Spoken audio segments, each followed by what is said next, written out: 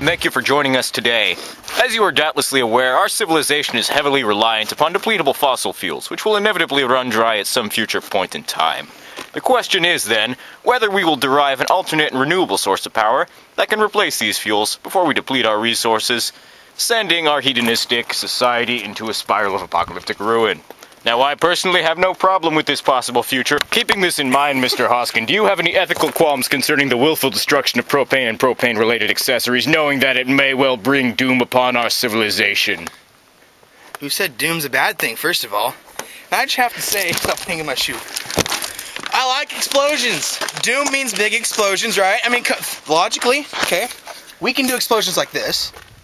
Then comes the apocalypse and even bigger explosions.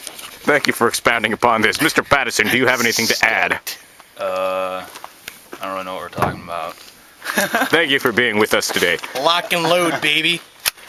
That's an unloaded gun, Mr. Hoskin. Shut up!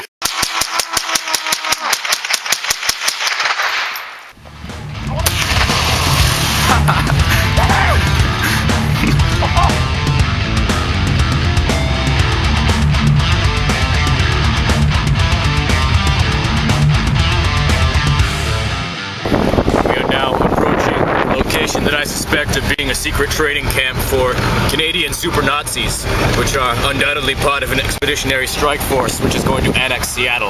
I wish them well. Now, why don't you enlighten us as to what this little tiny car is doing in front of us, Mr. Hoskin? This Prius is gonna make me late for work, dang it! And why do we think the Prius should go back to California? Because they don't make explosions when you shoot them. I'll bet I can fix that.